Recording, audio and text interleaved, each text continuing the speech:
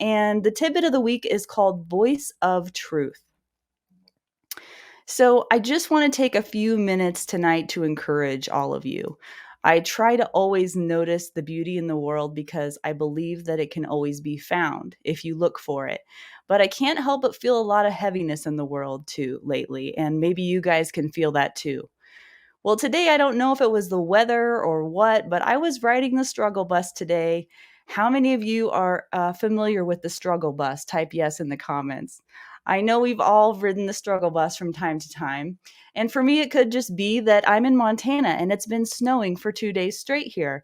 And it's supposed to be spring. And I maybe need to lower my expectations a little bit. It's been a little dreary here for the last couple days. It could be just that I'm tired. I don't know what it is, but I think that in last week's broadcast, if you watched that with Chris Beam, we established that we all have little voices in our heads. And when I say that, I don't mean that we're hallucinating.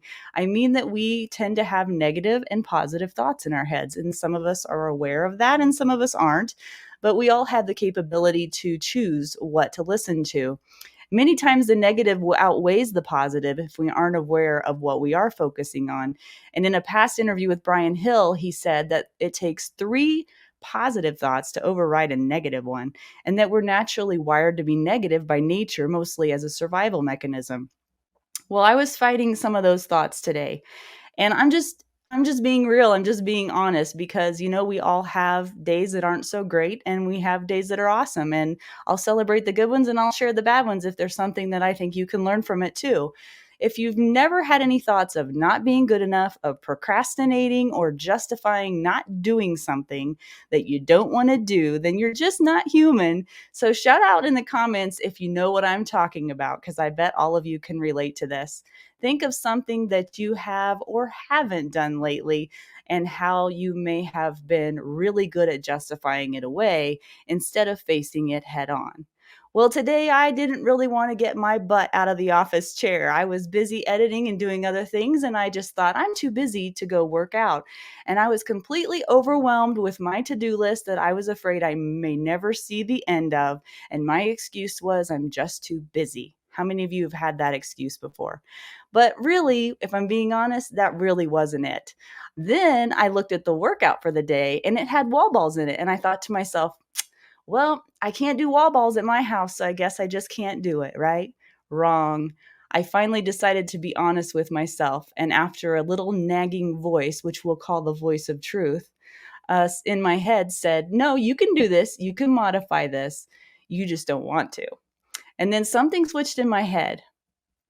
And I thought about how fortunate I am to be able to move my body at all and to be able to work out. And I thought about how fortunate I am to be able to work out whenever I want because I have created a life now where I'm my own boss.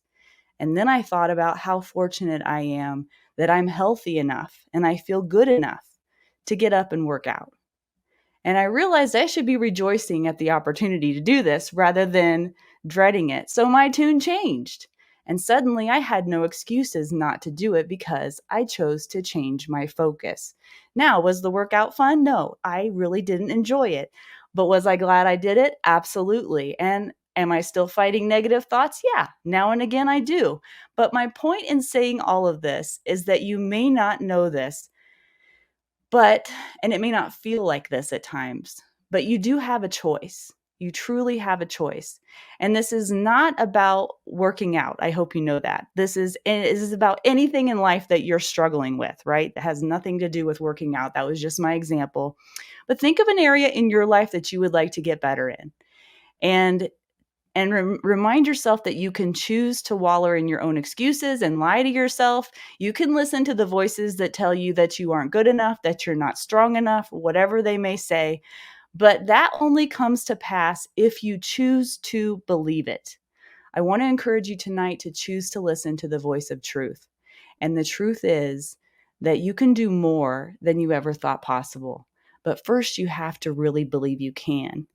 And even if you aren't 100% sure just yet, start down the path one small step at a time and build confidence as you go. Reach out to a friend if you need to. Heck, reach out to me. And here's what I want you to remember for the night. Whatever you're struggling with today, Give zero power to those thoughts of fear.